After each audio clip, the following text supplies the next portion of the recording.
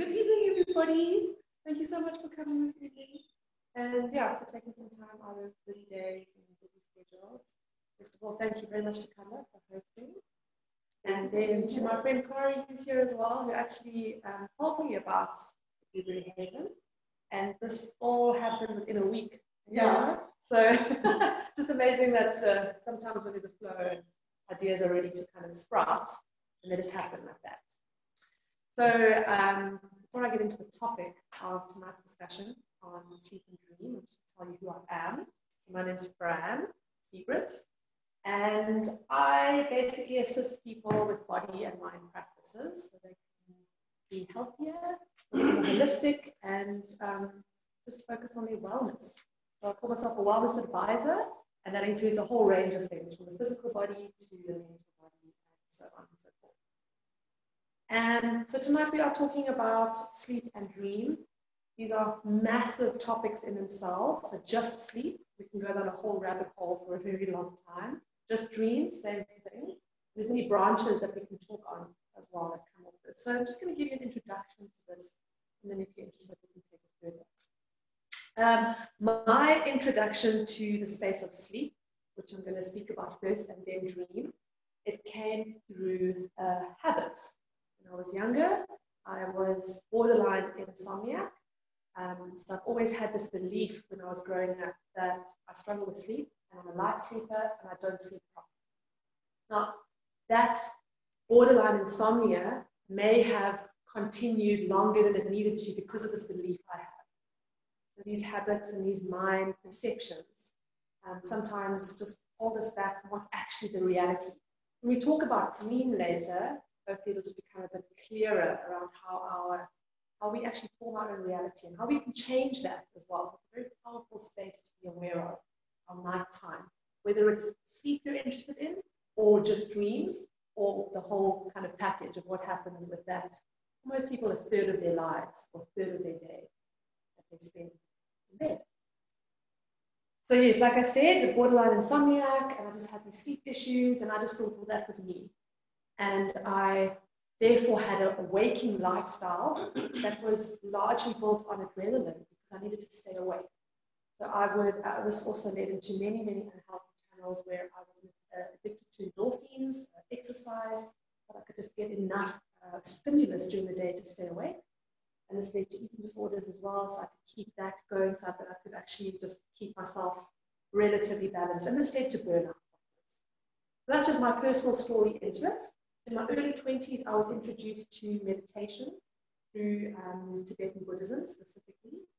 And on one of the weekends that I chose to partake in, that was a topic around sleep, and largely the tradition there and focused around working with sleep is a preparation for death. And this in the West is a topic that's kind of taboo. It's not really spoken about much, and it's not really understood either.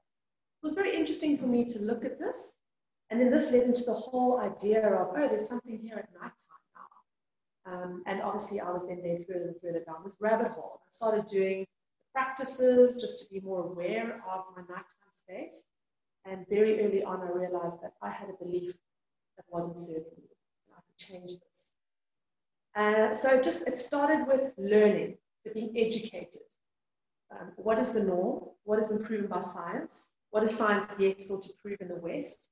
And often it's these more ancient traditions that kind of already have paved the way.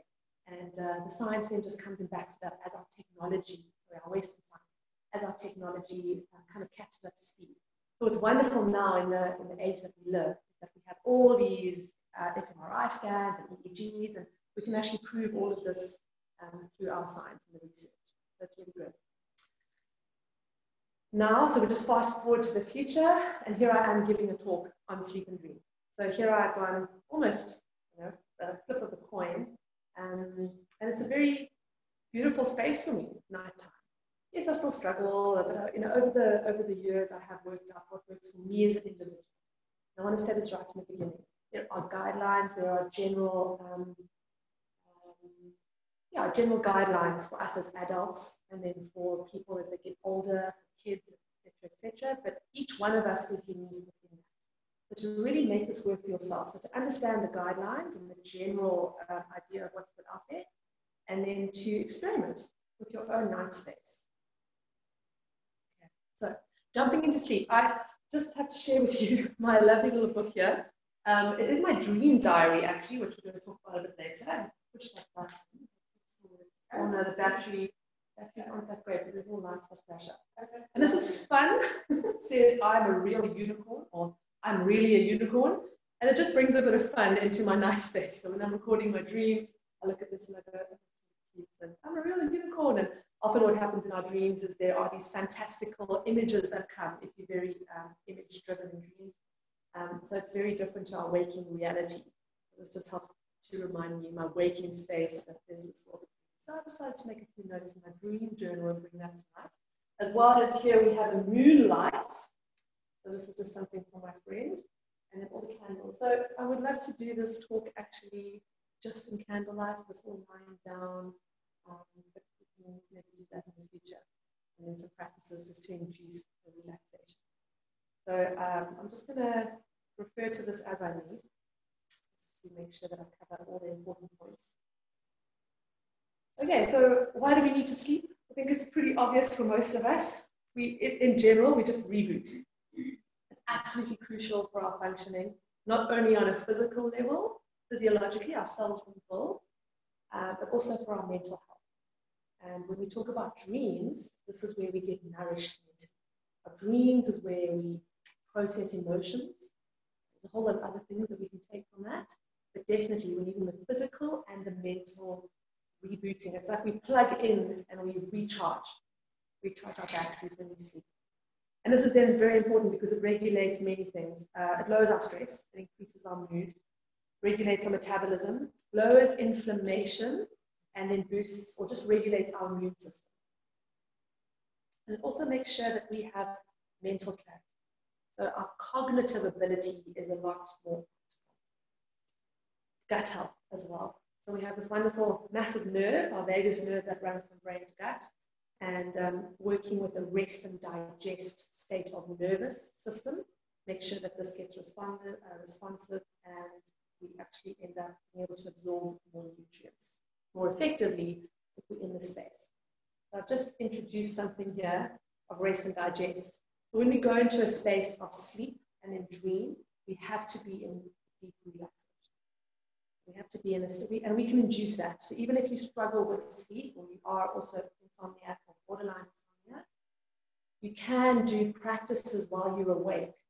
And you can use that time lying in bed when you're not sleeping and getting frustrated to actually work through practices. You do lower into these parasympathetic nervous system states, which is your rest and digest. The rest of the time, when we're in our waking state, most of the time, we're going to be in a stress response, which is also necessary for our day-to-day living, but that's our fight or flight mode.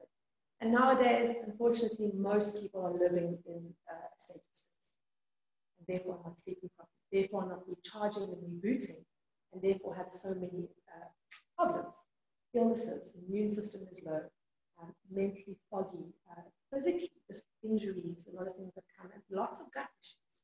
We're living in an era with a lot of focus on gut health. Just shows us how many people are having issues with it. So if we can just come and address something as simple as sleep, it is profound. It will have such a profound impact in your life, rather than constantly going onto medications and taking supplements and trying to exercise more, whatever it is. Just focus on the basics. Sleep properly, and then we address the rest after that. When it comes to health, you can look at it as lifestyle, and then your environment and your nutrition, rather than going the other way around, which a lot of the time nutrition exercise is kind of lumped into what we just focus on for health and well-being first, and then the other things come second. No.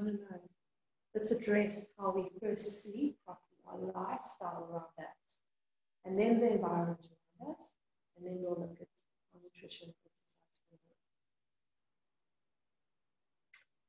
Okay, so it's important to sleep. I think I've hit that home. Yeah.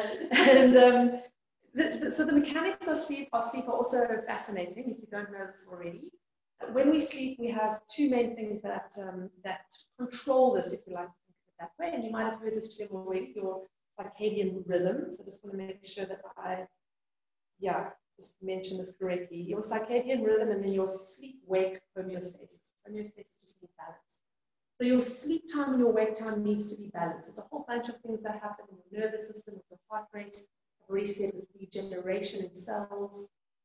So your circadian rhythm is basically, it's your body clock, all right?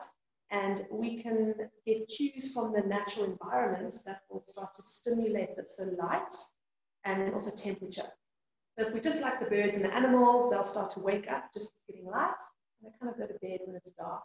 If we can synchronize more with nature, our circadian rhythm will just be more in balance. And it's important because this affects, like I said, body temperature as well as metabolism and then hormone release. So if we can have our circadian rhythm more in balance with nature, it's just going to be more child benefit. So the timing of your sleep at night and when you wake up in the morning is then determined by your own rhythm. And this generally works on 24-hour clock for most people. Right. And then that sleep-wake homeostasis that I mentioned, this keeps track of the need for sleep. So the longer you are awake, the more this switches on, so that when you do lie down, your body goes into sleep. And especially if you've had periods of sleep deprivation, this is going to be increased. So your innate wisdom of this cycle just knows, all right, I need to sleep for longer. And also the intensity. Maybe it's going to be deeper sleep, so you can really recharge. Now, our deep sleep, we'll get into a bit later, that's where our physical body actually starts to reboot. All right. So the factors that affect this cycle, right, our circadian rhythms and our sleep-wake homeostasis, these factors are very poignant, and I'm sure most of us can at least go have an entry point here at some level. So the factors that affect it mainly are medication and then medical conditions, stress, your sleep environment, and we'll talk a little bit more about this in a moment, your nutrition or the lack of nutrition, also when you take in your last meal, and then your routine as well with sleep. I'm just going to quickly mention this before we jump into the other things. A lot of people on the weekends will have a very different routine to their sleep pattern during the week. And I'm going to say, think about that, because we need to keep some kind of routine. Yes, you might want to lie in on a Saturday or a Sunday morning, maybe go to bed a bit later, but that's not necessarily going to give you an overall health with your sleep. Try to keep a similar routine to what you know is healthy for you throughout the week and the week. So that you can just check in a little bit more with the circadian rhythm and the sleep-wake homeostasis. Okay, so when we look at our sleep environment, we want to make going to bed a pleasurable activity. It must be something you want. So with many people that struggle from nightmares, they don't like that space. They don't want to go there. If there's been some other trauma around sleep or sleep disorders, then people don't want to go to bed. They put it off, and this is something that I experienced as well as a child. I hated sleep. My mom will still tell you to this day, no, Fran doesn't like sleep. Yeah, that space wasn't nice for me. And again, this just led to more habits and more belief systems there that I can't sleep properly and I'm just going to be like that for the rest of my life. So you want to make the space nice, and it's simple. Make your bed in the morning. What's that saying? It's saying, I care about me. I want to get into a nice environment. I want to befriend this space. Make your bed, of course. Make sure the sheets are clean. So just don't leave things. I know a lot of people that don't ever wash their bed sheets. You want to make sure that space is nice. These are practical things that we can do. And then also, what is that space like in your room? I talk about creating a sacred space, whatever that means for you. And how you can just bring that in practically to your life is to de-tech your room. Make sure your phone is charging somewhere else. And you can even take it a step further, switching Wi-Fi off, switching things off. You can put your phone off. Flight mode isn't going to work. But don't have those devices in the room. And think of also what other devices are in the room. Maybe there's a radio charging, maybe there's a clock charging. And this is a whole rabbit hole we can get into with radio waves, all of that floating around the air, signals. But just try and keep that space as free as possible of technology. Right? Keep it as natural as possible. And then also, if you have a lot of street lights flooding in, it's not necessarily going to be mimicking nature. which is not going to help with these rhythms. You want to make sure that it's relatively dark and quiet. It's a nice space you want to be in. It's a peaceful space. Also, there's practices you can do going into your room space. So you can start doing little meditations or a nice hot bath. Obviously not going in from your bath into bed necessarily immediately because you might be a bit too hot then, but you're having relaxation before bed. Very important. So we generally talk about this with de-taking as well. You want to try and de-take a good hour before bed. If you can't make it a whole hour, then just make sure you're just being quiet. Maybe a half hour before bed, switch it off. You just not engaging too much. Because that thing of switching off some technology means I'm unplugging from this world around me. I'm de-taking, I'm unplugging from the rat race or just the frenetic energy or other people, and I'm giving myself time. All right. Say again. Yes, there's so many things you can do. Burn nice oils, listen to some nice relaxing music, have your last nice little nurturing cup of tea or chocolate, whatever it may be. Hopefully not too much sugar or caffeine because that's just going to keep you awake. And then your stress levels as well are affected by this.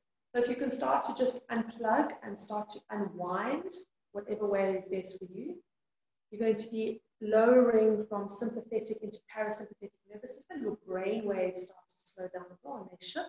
We talk about now in sleep cycle and dream. And you just enter the space that's then conducive for sleep.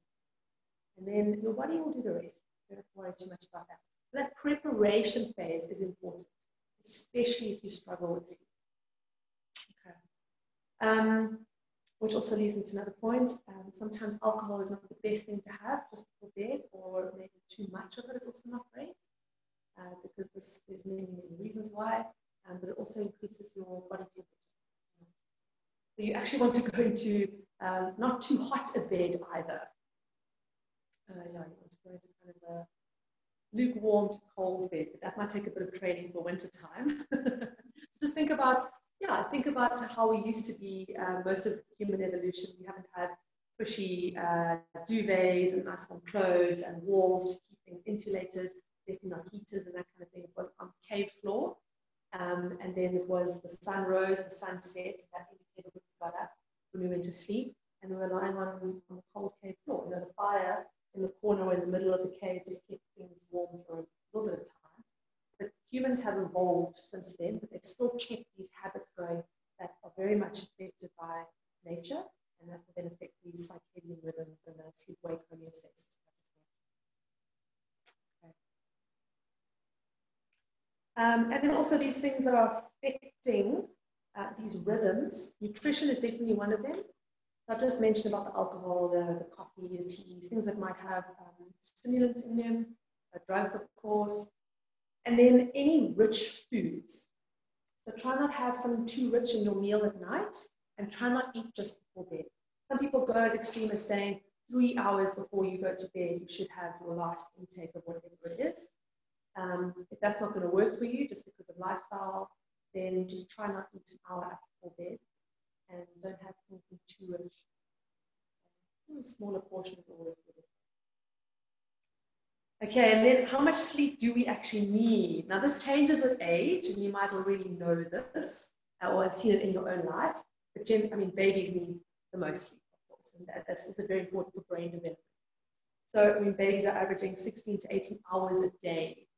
And generally, kids to teenagers are going 9.5 hours a day, and then, adults 7 to 9, which is average, and there's a big gap, 7 to 9, right? And then 60 plus years, you'll sleep less. You'll sleep intermittently as well, so you'll wake up more frequently, and you won't sleep as deep either, because mainly the body is not needing to recharge as much. Energy output during the day might not be as much either. So the cellular damage is not needing to be repaired as much as it is.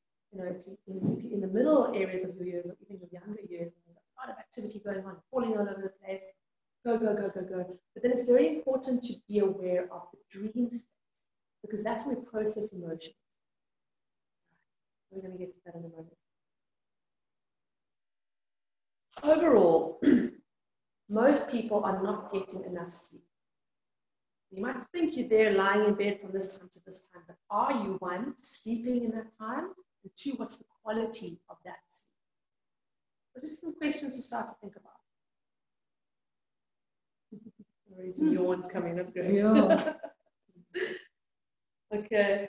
So because of our work hours and the round-the-clock entertainment that there is, other activities relative to what they used to be back in the day, not even pavement days, but pre-industrial revolution, pre-technology, there's so much more stimulation, there's so much more accessibility. We could be watching movies the whole night if we want. We didn't have that opportunity a few decades ago. We can be chatting to our friends. We can just constantly be plugged in. So we want to switch off. And there's something psychological that happens as well when we make that decision. In however way you do it. Like I'm saying, some people will switch off their Wi-Fi even as soon as they get home, kind of thing. They leave their work for the day at the office, and they won't have food 3 hours before bed, leading up to bed. You can go that extreme in a sense. Or you can just say, all right, I'm just about to get into bed now. I'm going to do some kind of act that for me symbolizes switching off. So I'm going to leave my phone in the other room. So yes, you might use your phone as an alarm clock and this and that. There's just different ways. You must just choose how best to manage it. With this information, I've just actually make a conscious decision to unplug. And then to plug back in when I choose. It could be quite empowering as well. You've got the choice there to do it. You put it in a cookie tin and you put it outside your door. You have to get up when it rings. There we go. You do it. All right. So just one last thing on how much sleep we need. A lot of people think, okay, I get this whole thing during the week, I've got to get up, and I'm slightly more sleep deprived during the week than on the weekends, so I'm going to catch up my sleep on the weekends. And the reality is that even though you might be lying in, you're not actually catching up the amount of sleep deprivation that you are accumulating during the week. Now, this comes to lifestyle, which I want to talk about lifestyle first. There might be certain things in your life that you can't change. Maybe you're working hours. But then when you're at home, there's certain things that you can change. So coming back to this point of de-ticking when you can. Prioritizing going to bed earlier. And I'm sure we can all shift half an hour to an hour here or there. Rather than just maybe sitting watching Netflix. Leave the Netflix or choose just to do a shorter session of Netflix. And then prioritize getting into bed earlier. Or doing whatever your preparation is before bed earlier. So that you just, by the time you go to sleep, it's a good hour earlier than that you can actually prioritize. And in the waking up space as well. You can maybe prioritize things in the morning a little bit. But it does work for you. Half an hour here and there will do wonders. So I'm going to jump into the world of dreams. But before I do, are there any questions just on sleep generally? I just found dreams of time. This required more sleep for me than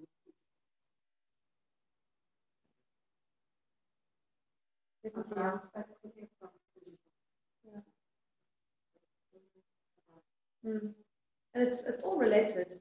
You know, if you haven't yet joined the dots of what happens in the physical body bleeds into the mental body and vice versa, then this might all be quite a lot of new information, but that's generally how it works. So the mind affects the body affects the mind. And because the mind is arguably a lot more powerful, and I say arguably just because there might be people that don't believe that, but the mind has a lot more of a greater capacity. And if we're not processing things and mentally holding a lot of stress, this will come into our physical body very readily.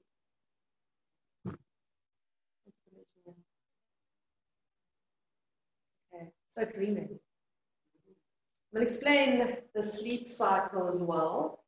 But basically, before I do that, everybody dreams. Fact. Everybody dreams. It's just that a lot of people aren't aware that they are dreaming. So a dream practice and a sleep practice, actually, it's a practice of awareness. So if you have a practice in the day, and you can think of the typical practice of meditation or mindfulness or breathing, if you have a practice in the day that is building awareness, this will then have an effect as well in your dreams and your sleep. You can actually use your dreaming time to practice awareness as well. I'm going to get to that in a moment. It's a practice of awareness.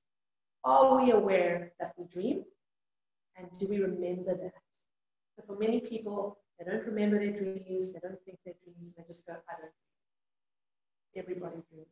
In fact, everybody dreams for about 2 hours a night.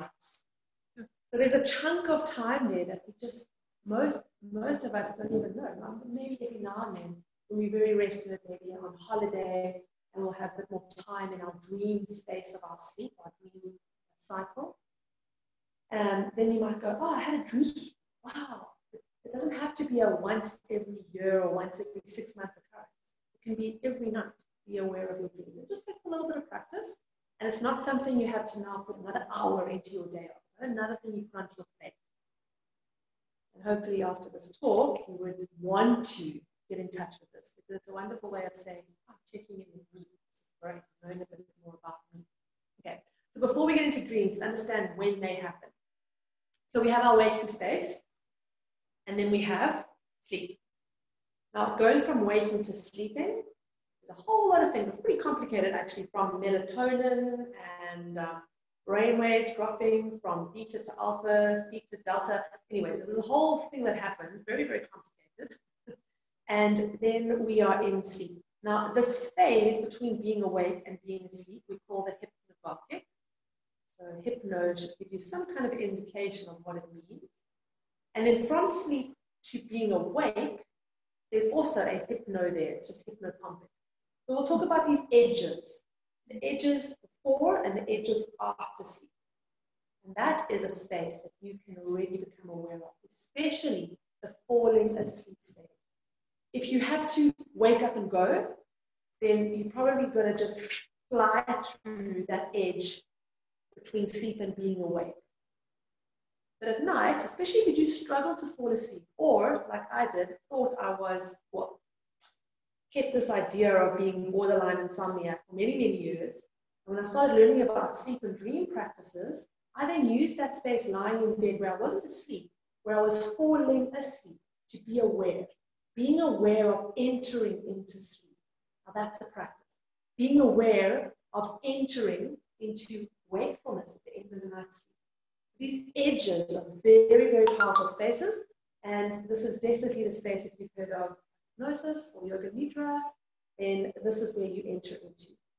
And it's a very, very profound space to do a lot of healing work, to do a lot of recharge. It's a very nourishing space for the mind, the body as well, gets total relaxation there.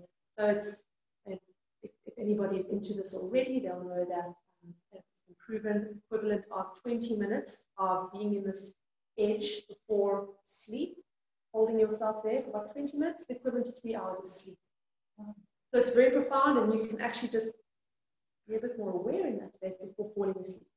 And then if you have, I would say, the luxury nowadays of waking up without an alarm clock and not having to get up and go, or if you wake up earlier than you need to, lie there and just be aware of that.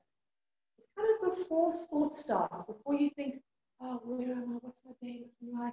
But you are awake. Your awareness has started to peak again. Your body's still lying in bed. So these edges. Okay, then we have our sleep. And obviously, somewhere in the sleep, we dream. So now, in the sleep space, we have two phases of sleep. We have our REM sleep and our non-REM sleep. The non-REM sleep just goes through that dropping of the layers. We go through to alpha, theta, delta. Delta is the deepest, slowest phase of the brain, and that's where the physical body mainly recharges. A lot of people call it blackout as well. And then we come up a little bit, so we get into a different phase in the brain as well, and then we have our REM sleep. And this is rapid eye movement, REM sleep. And basically the eyes just start to move, the body is still in sleep paralysis. That's a main the main factor that happens when we sleep. Everything just goes into paralysis except the respiratory system and the eyes. And this is how people have proven many, many things in this space through signals with the eyes. If your eyes are still closed, you can see eyeballs moving behind the eyes. Okay. So I'm just going to recap that because I'm bringing in a few more factors that I'm going to talk about in a moment. We're awake, we're asleep, we're awake. Then we have these edges falling into sleep and coming out of sleep.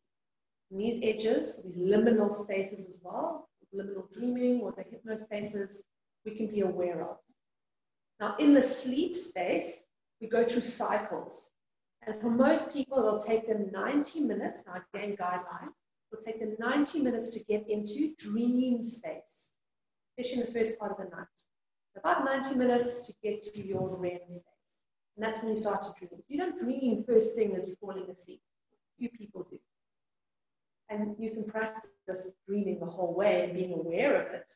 But most of us just need to go there and recharge. And then from there, we get into our other cycles. So these 90-minute cycles, they go throughout our night. And if you're doing certain practices that are very focused on dreams, then you'll actually wake yourself up at a certain time, knowing your cycle. Say roughly 90 minutes. But for some people, it might be 1 hour 15, it might be 1 hour 45. And you'll time a device to wake you up, or you set an intention going to sleep if you're going to wake up. Or what I do, I drink a lot of water before bed, and I'll actually wake up and go to the toilet. And I won't wake up in deep sleep. I'll obviously wake up when I'm in like more upper echelon of sleep, so the REM sleep, REM. And so that's when you can become aware of your dreams, is when you start to wake up in the night, and it's very natural for us. So we all do these fluctuations at night through these different phases, these 90-minute phases that I'm talking about. Most of the first part of your night is in deep sleep. You need to recharge. And then closer towards the morning time, so your last 2 cycles, let's say, you are more in dream sleep, your REM sleep. So most people will say, yeah, no, I don't dream at night, but I noticed in the morning I had a dream. Spot on. You'll still have a cycle that takes you to REM.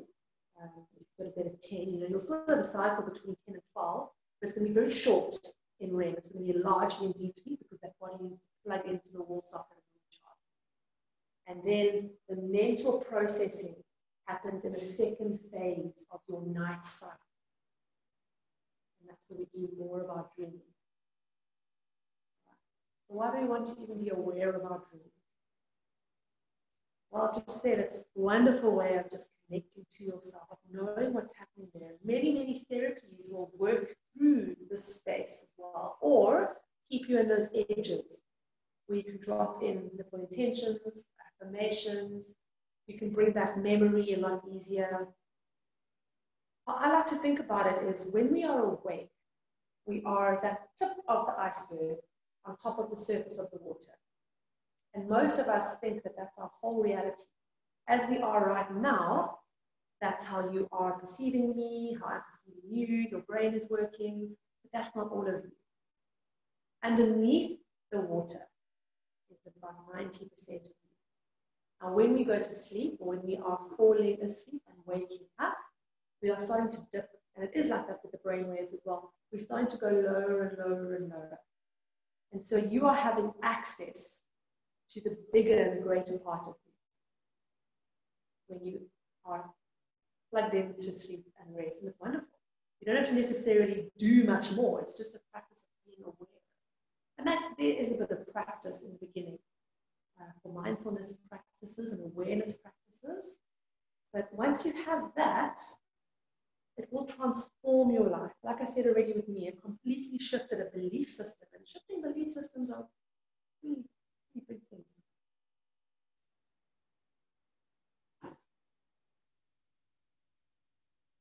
Yeah, I think I mentioned most things that I want to say.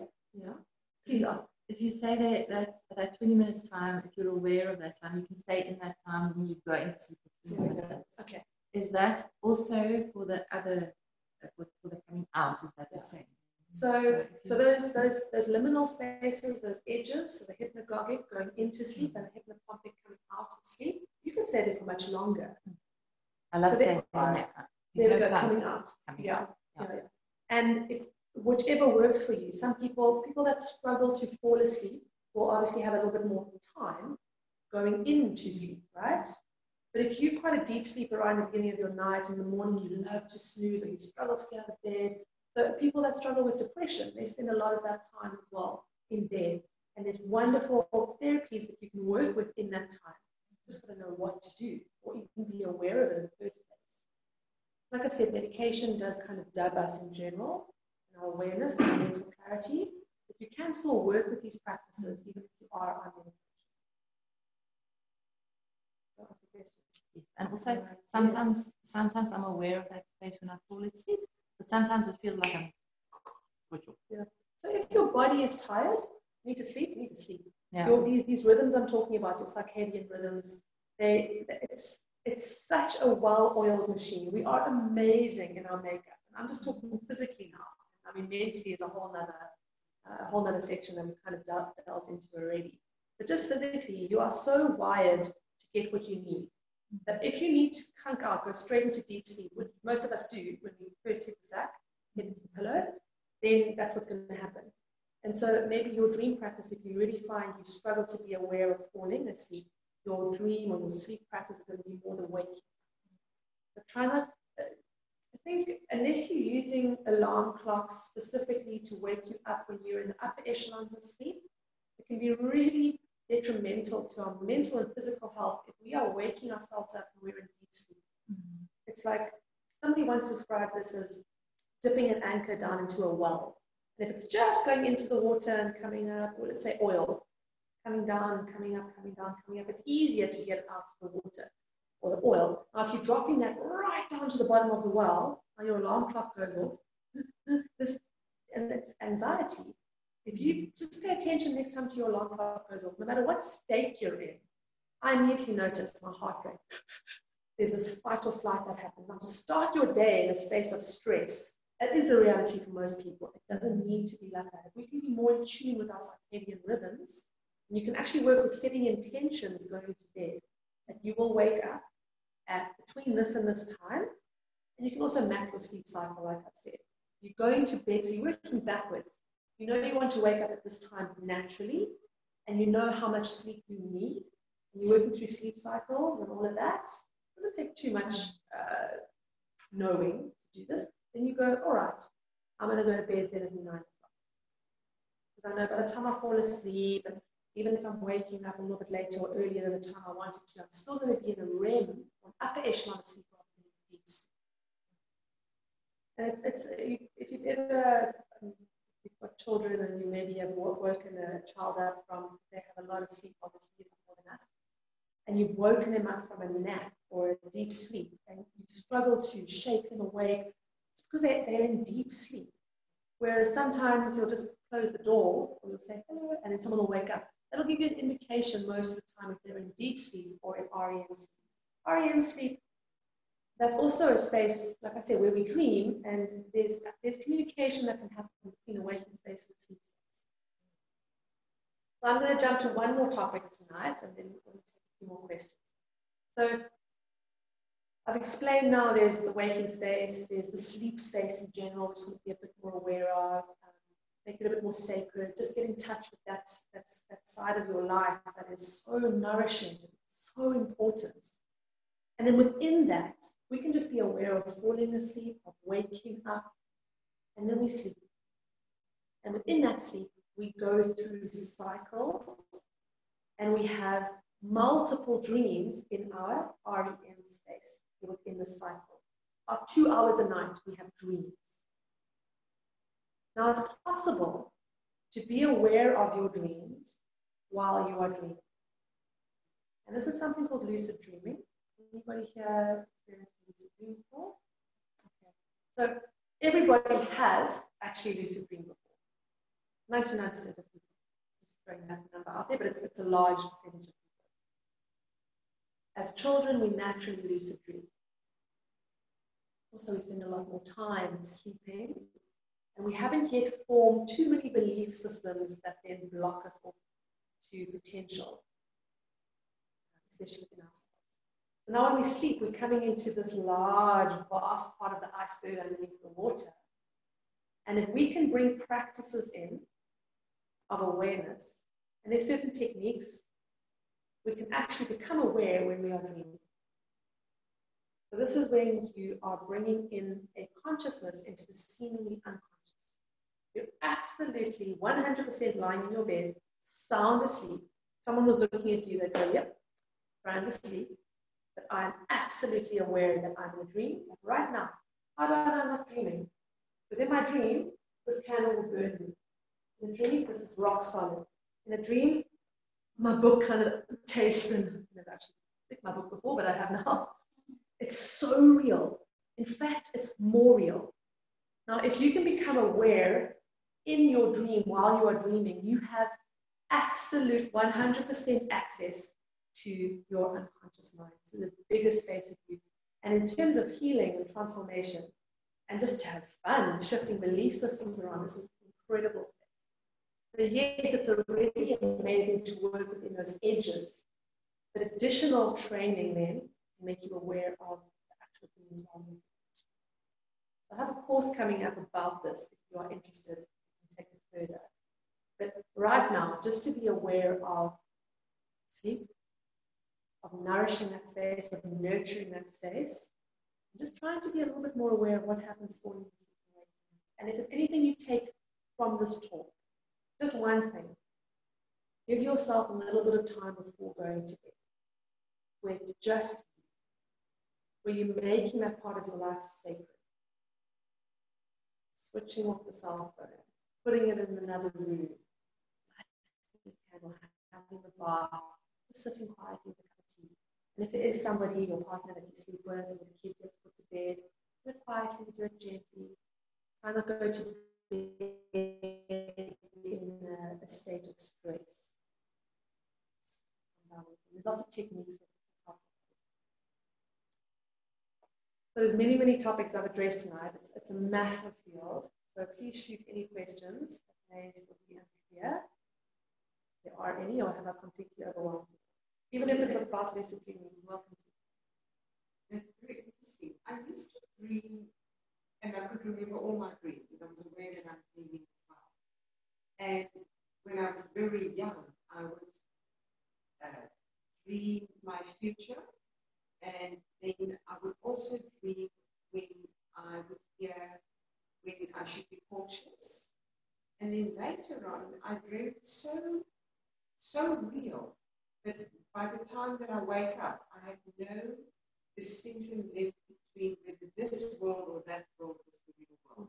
And I sometimes have to go check with people because even in the angelic realm was so real that I could no longer distinguish between who has left and who has stayed.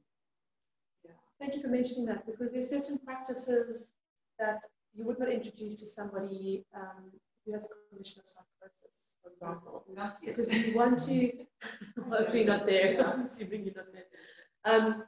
Because you are in your dream practice, especially with lucid dreaming, you're constantly questioning your reality. You're going, am I awake? Well, in a lucid dream, yeah. You're doing reality checks. And that's why it's nice to have these techniques, because then you can know, especially knowing how the brain functions. Our left brain generally is not at the party when we are dreaming. So you'll do left brain cognitive activities. You'll try write something. You'll try light switches. You'll give your brain a double image if you want to replicate. So I'll look at my hand. I'll look away. I'll look at my hand again with the intention, am I dreaming? So that's one of the main reality checks, is the hand check. And then, if you look back at it, if you look back at it and the fingers have morphed somehow, then you know you do. Because the brain struggles to reconfigure that image so quickly when you sleep. So you can do certain checks to check, okay, am I in the waking space? Then when am I dreaming, and when am I actually like astral traveling or something? Because I think it was about 2 nights ago, I was actually traveling and I was doing work with someone, but I could just have picked up the phone and had the conversation. That's how real it was. And it kept going for a while. And I also remember where I love math, but I'm not a mathematician.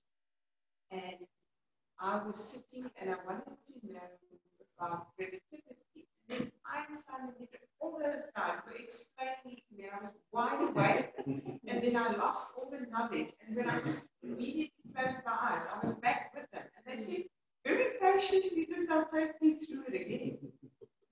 So if you keep a dream journal, that would be great. As soon as you start writing, because you have to then engage the left brain again, the right brain's still very active from the imagery and whatever happened in the dream or the outer body experience, which is that's what's happening. Start to record things, and that's what we do as a technique to incubate and induce dreams. How do dream you know? recall. So the difference between OBEs and lucid dreams. Yeah. Astral traveling just falls under outer body experiences, OBEs. So And I'm aware and then I'm. So lucid dreaming is absolutely 100% in your bed, and you have a dream and you become aware that you are dreaming. So you're absolutely lucid to that. This is all a configuration of my mind, absolutely everything. Now, outer body experience often comes with a lot of energy vibration beforehand as you're about to kind of get out of the body, and then there will be an actual exit. Breathing. Is that when your breathing goes? Not necessarily, it's more low vibrational state as I understand it. So it's intense, very intense, a lot of light splashing, a lot of, obviously there's breath changes, and then there's an actual exit out of the body. And so you'll be able to look back and go, there is my body, all right. And so you're not in the configuration of your mind. Arguably, you're in a shared space, a shared collective, and there's a lot of ethics around that as well. You don't want to go snoop in on your ex's window and see what they're doing, kind of thing. But you can test it. What you can do is maybe walk down a street next time you're having that. Walk down the street here, maybe a street you haven't really paid too much attention to, and look at exactly what is in that driveway. And then as soon as you wake up, go and have a look, even if it's at 2 a.m. in the morning. You come back to your body if you think it's an OBE. Most of the time, it could be just a lucid dream as well. It wasn't an OBE, it was a past life that I lived. Yeah. But so it's all very, very, very, very possible. Because this space is when we, like I say, when we're underneath that surface of the water, we have access to that. And there is, the deeper you go, there is a shared collective. And there's a lot of beautiful ancestral work that can happen as well. So there's a lot of work that can be done here in the healing realm, whether it's for self or collective. There's premonitions. And then we are in that place just before we wake up, lots of spiritual downloads. I would suggest recording it, and then working semi-cognitively with it, but also just going into the feeling. Yeah. So one of the main things. So the meditation is a mindfulness practice that will then obviously just help you. So meditation practitioners will just know the space a little bit sooner when it happens. Yeah, a little bit more comfortable as well. But it's also, you can practice your spiritual practice in your nighttime, so especially in a lucid dream, because you have access to a greater part of your mind. So what better place to do your connecting in there? So the lucid dreaming, the dreaming itself, the information within the dreaming, that is what has happened to resolve and heal that. It can be what is about to happen in the future. It can be a reflection of a current. It can be anything and everything. Yeah, it's all in one. It's all So in one. premonition dreams are something different. Yeah. A lucid dream, you're working within the confines of your mind from memory, and again, if you believe in previous lives, then you can work in that material as well. But just for the sake of this talk, let's just stick to this life. So whatever is there is basically what's happened to you already. Premonition dreams is something a little different. I would argue to say it's more in the collective. So you're dropping into a much different Premonitions to reach specific. Yeah. So only once it happens. So this is why I've got that dream, because I know I'm going to be fine and then Then to work with that as dream interpretation, it really is what does it mean for you? Because we're all going to have our own archetypes, we're all going to have our own understanding and perceptions of certain things. So I think what's important to mention here is also, what is your motivation for doing your dream work? Why? And you're more likely then to get answers or to have lucid dreams if that's your goal. If you have a motivation, you have a plan going in there. I mean, just to go in there and have a bit of fun. Most people, when they become lucid, will fly. I've been for years. Went around flying and having sex with many people. It's wonderful. The space, but that you also are building in karma. So whatever happens there is going to have an effect in your waking space. You are building in habitual patterns. Neuroplasticity works exactly the same in a lucid dream as it does in the waking space. So a lot of athletes will do training, talking about advanced athletes. They'll do training in lucid dreams, and the muscle mass increases, and the brain to muscle configuration, the nervous system also are there. So they're building in neuroplasticity is very powerful in that space. Why did they don't do more lucid dreaming rehab people that were in accidents? That is coming in now. A lot of there's a program happening in the UK, I think it is, with war veterans. They're working that space in. Lucid dreaming is just not as accessible in the beginning to a large percentage of people because it takes practice and training. And like I've already said, if you're going to sleep and you're on antidepressants, you drink a lot of alcohol, you've had loads of caffeine during the day, I mean, your system already just needs to come to some kind of a homeostasis before you can have that subtle level of awareness to even know that you are having dreams, let alone being able to be aware of a dream when it's happening. So yes, it is there. It is working into therapies. I hopefully the near future will have this more in the mainstream medical therapy list, but I think it's still to come. But the liminal spaces, so those edge spaces of falling asleep and waking up, that's why hypnotherapy is already something. It's a lot more accessible for people. Whereas being asleep and now practicing waking up, and the practices can be pretty grueling, you know, waking yourself up at 4 in the morning, meditating for half an hour, going back to bed, doing 2 cycles of sleep, waking up again, journaling your dreams throughout the day, doing reality checks, keeping dream journals all the time. It can be a lot of work in the beginning. But like anything, a little bit of practice, you're building a muscle and you strengthen that muscle, and once it's there, you can just kind of enjoy the ride, so to speak. So it is used in therapies. It's just not yet mainstream. I hope it will get there soon. Hello, sir. I'm sorry, I came in quite late. Welcome. I don't have a problem with sleeping. And when Carla said this, was talked through to me. I've got 2 partners. Female was 64, who battles for sleep, and a partner 21. And I'm sure there's no definite yes and no. But surely the right way is not to be in front of a computer or a TV screen, see the soft music or reading. I don't read often, but if I battle to sleep, I just put on my radio with some anything, any talk show, music, classical, music, anything. And it's good, like 10 minutes I'm gone, and I have to set it for an hour, but I sleep. But is there a definite yes, no to the digital and I don't know, hearing, reading, digital? Because I'm sure TV and this is not a good thing for sleep. And it wasn't the first bit of the talk, but just to recap it, because it is so important, so thank you for asking. We want to detect as soon as we can before we go to sleep, at least an hour. If you can't, half an hour is okay, but then try to do something relaxing for you, which is going to change from person to person. And there's just, like I was saying, I want to just mention this again, there's something that happens in our minds when we make that decision. So it doesn't necessarily need to be everything out of the whole house, and we must now make everything as natural as possible. Some people will need to do that, especially if they're more sensitive to certain waves and everything, and light and sound. But for other people, just the fact of putting that phone in flight mode has had the same switch over in their mind as somebody else who needs to now detect their whole house before they go to sleep. You're making a conscious decision to unplug from the world and give yourself this time. You make it sacred. Absolutely anything that will relax you. So you put on your Buddha music, someone else will light a candle, have a bath, spend 2 hours, foot massage, body creaming, doing a little gentle dance before bed, whatever it is. Some people work more with the movement. Yeah, it is. Maybe not something too energetic. Yeah, just a gentle sway, and there's something beautiful working this. Absolutely, absolutely. So make it sacred.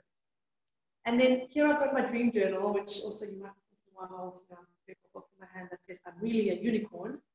But the dream images are magical, and even if you just record dreams and you never become lucid, when you can, as soon as you have a dream and you're aware of it, so like I say, I might go to the toilet in the night and then I'm awake, so I go before I go to the loo, or first thing in the morning, your alarm clock wakes you up, whatever that last little thread of is the dream, you just go, okay, start writing it down.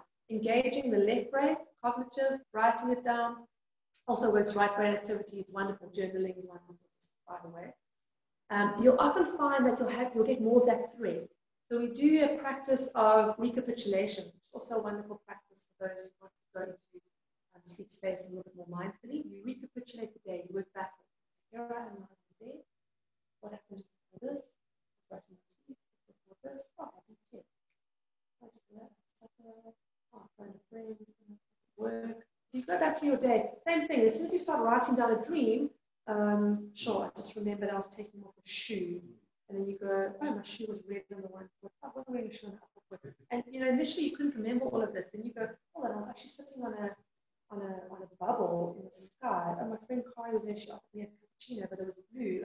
You'll go through this whole long thread then, and you just write what is necessary. If you're working with premonition dreams, for example, or more of archetypical dreams, the detail is not so important necessarily. It's more the feeling you get from it. Some people are also less imagery orientated in their dreams. It's more of feelings and sensations. But it's a good practice in the beginning, dream recall, to get as much detail in there as possible because you're building a muscle, it's a memory muscle. It's just a muscle that maybe you haven't thought about before. It's a muscle of sleep and dream recall.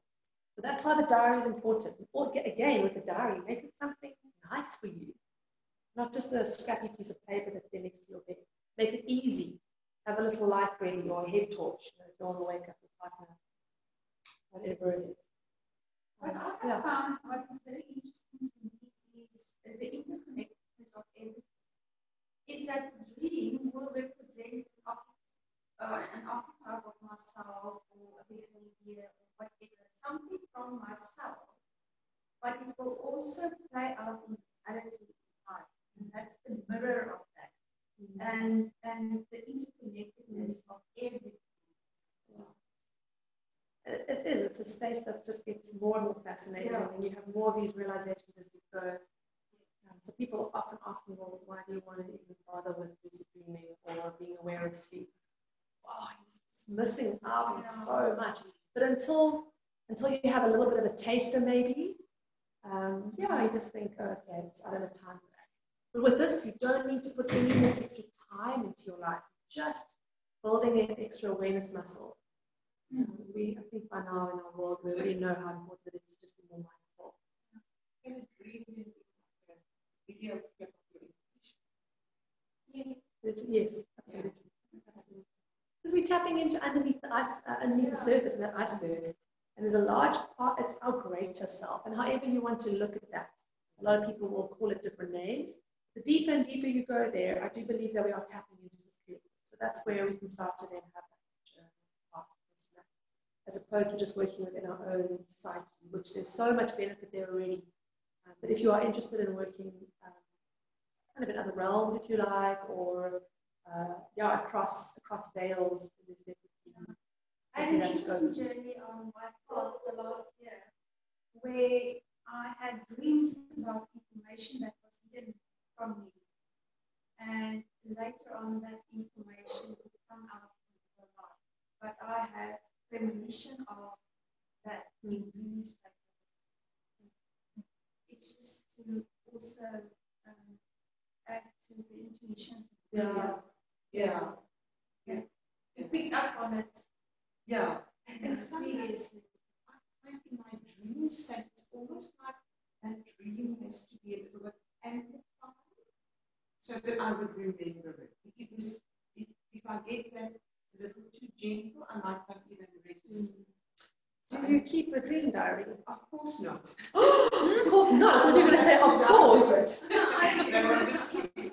I will never, I don't, so I will have to start doing it. Because then those dreams that aren't that amplified, there might still be a very important message if that's your intention with your dream work, or just something interesting to note, or theme, and you're just not aware of it because your dream recall sounds like just naturally you have a memory for it, muscle already. But recording your dreams, it's amazing. I mean, I'll wake up in the night and go, it's such a vivid dream, even a lucid dream. I totally remember this in the morning. Wake up in the morning, I only like halfway through the day, I remember I had a lucid dream and I couldn't remember any of the content. And even if you have your next train of thoughts, that lucid dream is gone. So to capture it in the moment. Yes. And in the beginning, it's especially winter, right? Last thing you want to do is get out when it's cold. Write your dream. So like have it there, have it right next to your head, and you just roll over with your torch or whatever it is, scribble it down. And also over the years, I've realized I need the right pen and I need to really focus on the handwriting because the scribble in the morning, like I must be looking at the dog's breakfast. Yeah, actually, the journal next to my bed now. Cool. Yeah. Notice how that changes. So it's a fascinating world, and there's so much more we can talk about this. Thank you to everybody, and I'm sure you'll be sending my information to those who are interested in the course that's coming up in September when we'll dive a little bit deeper into this. And that's That's going to be on Zoom. Okay. Tuesday evenings. There's 3 sessions of the Tuesday evenings, and then we end off with a mini retreat at home where we do the practice of waking up at 4 a.m., guided meditation on Zoom. Detect then again, and you go back to bed with the techniques you've been learning over the 3 weeks. And you do your dream practice. We have a dream circle sharing again on Zoom at 9. So you have your retreat from 4 a.m. to 10 a.m. Quite a bizarre time for a retreat, but you sleep and you practice as well. So one of the techniques is to wake up and be completely awake, work on the mindfulness practice, and then you go back to bed with a certain technique. I've got all the details, so I'll just forward it. Yes. So thank you everyone for coming out this evening. I hope you just have a little bit more interest in this part of your life. I mean, for most people, it's probably going to all live to about 120, right? So that's 40 years of your life you could be aware of. Okay, so now you have all these things. How do you actually clarify what the thing was about? So dream interpretation is a whole nother rabbit hole. With the course, we're going to look at what to do with those a little bit more. And we are going to be working on practices for lucid dreaming specifically. So lucid dreaming and non-lucid dreaming, very, very different, although that dream space and the themes that come out of it is all juicy information that we can work with. So we will be addressing it. So just start to record the dreams, and you are always your best teacher, and your best shaman, your best guru, whatever you want to call it, best guide. But just to look back through that. I just cannot forget them. And then nowadays, when I watch movies, very much this, what's happening in the world at the moment. All these clouds and very much similar